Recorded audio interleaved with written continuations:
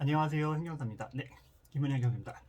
오늘은 건강보험법을 위반해서 요양기관들이 업무정지 처분을 받는 그 관련된 규정에 대해서 좀 살펴보려고 합니다. 요양기관을 하면 뭐 병의원들, 뭐 약국 이런 기관이 있겠죠. 근데 이런 기관들이 건강보험법을 위반해가지고 행정적인 제재를 받는 경우가 너무 많아요.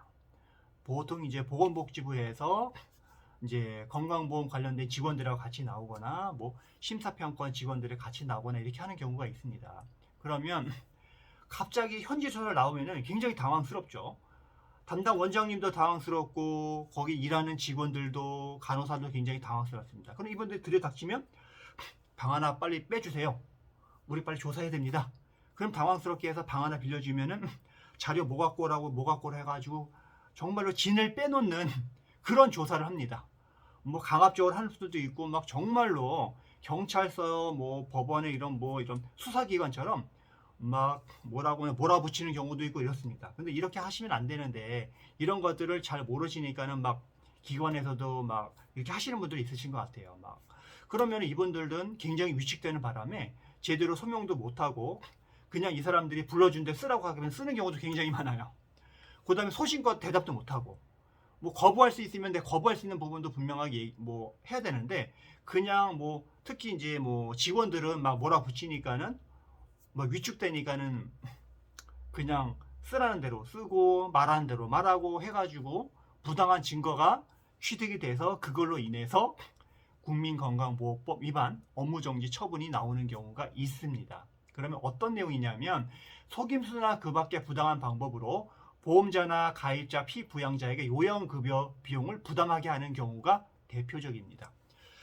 예를 들면 뭐 환자가 허위 환자라고 해서 전산에 입력해서 받는 경우 있고요. 그 다음에 간호사가 뭐 이제 뭐 여러 가지 뭐 의료 행위 하는 부분도 있고 거짓으로 보고하거나 거짓으로 서류를 제출하거나 해서 그런 경우도 있으시고요. 그 다음에 정당한 사유 없이 뭐 여러 가지 부분에 대해서 부당한 방법으로 행위나 치료 재료를 가입자 또는 피부양자에게 또 실시하게 하거나 사용하고 비용을 부담시키는 경우 이런 부분도 이제 대표적인 부분이라고 보시면 될 것 같아요. 그래서 이렇게 행정 처분을 받게 되게 되면 보통 요양기관에서 행정 처분을 받게 되게 되면 기간이 상당하거든요. 뭐 기본적으로 뭐 6개월이 되는 경우도 있고 그렇거든요. 그러면 제가 잠깐 볼게요. 그럼 대통령령 제 70조에 있습니다. 국민건강보험제 시행령 70조에 이 규정이 기재가 되어 있는데요. 여기 보면 별표 5에 되어 있습니다. 별표 5에 업무정지 처분에 관해서 이제 업무정지 기간을 이제 상전하는 그런 규정들이 있고 여기서 다 영상에서 말씀드리기는 어렵고요. 그래서 이런 규정들이 있다는 걸 좀 오늘 말씀드리고 싶고요. 그래서 이게 위반하게 되게 되면 요양기관 같은 경우는 큰 타격입니다. 환자들도 있고 근데 이 환자들을 예를 들면 입원 환자까지 있다고 생각을 해보세요. 그러면 이 환자들에 대해서 당장 업무정지 처분을 이렇게 내리게 되면 심직죠. 다만 보건복지부에서 이제 업무정지 처분할 때는 좀 일정한 상당한 기간을 주기는 줍니다. 거의 제가 알기로는 6개월, 8개월, 1년 정도 기간을 줘서 정리를 해라라고 해서 집행기간이 돼서 그 안에 여러 가지 정리할 기간이 있기는 하지만 너무 억울하게 6개월, 1년 이상 업무정지 처분한다면 요양기관에서는 사실상 폐업이나 마찬가지죠. 그래서 적절하게 잘 대응을 해야 되고 가장 중요한 건 현지 조사할 때 적절하게 잘 대처하는 부분들 그 다음에 공무원들 이제 나오신 분들 어떤 분들이 잘 확인해야 됩니다. 보건복지부 공무원들이 이제 왔는지 아닌지 직원들이 누군지 이분들이 공표를 제대로 신분증을 제대로 이제 제시했는지 행정 절차를 잘 준수했는지 이런 걸 다 확인하셔야 되는데 자세히 모르니 내용을 모르니 대처를 못하는 겁니다. 하다못해 의사 선생님들 같은 경우에는 의료법도 적용받아야 되고 건강보험법도 적용받아야 되고 의료급여법도 적용받아야 되는데 이런 법률에 대해서 대부분 거의 무지합니다. 무지해서 적절하게 대처를 못하시는 분들이 대부분이세요.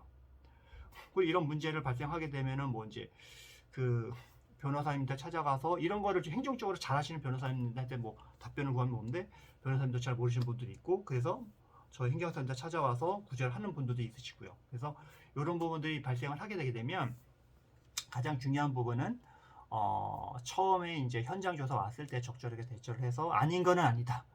이런 거를 분명하게 의사표시를 명확화하셔야지만 부당하게 업무 정지 처분을 받지 않는 경우가 있습니다. 그리고 이쪽에서 공무원들 나오면 정말로 자료 막 해가지고 처분 어떤 각각의 행위 일시마다 정확하게 이걸 다 위반했는지 아닌지 조사하지는 않아요.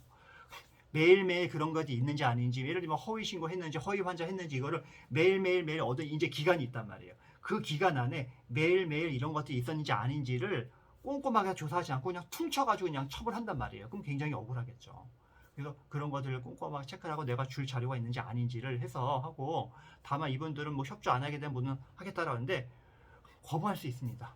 충분하게 거부할 수 있고 이쪽에서 정당한 방법을 하지 않으면 충분하게 거부할 수 있으니 그런 부분 꼭 숙지하시고 적절하게 대처하셔서 요양기관에서 부당하게 업무정지 처분을 받지 않도록 해야 됩니다. 왜냐하면 대부분 환자들은 어떤 의사 선생님을 신뢰를 해서 그분한테 계속 가서 치료를 받고 해야 되는데, 이 의사 선생님 일정의 기간 동안 안 하게 되게 되면은 그 많은 환자들한테 피해가 클 수밖에 없습니다.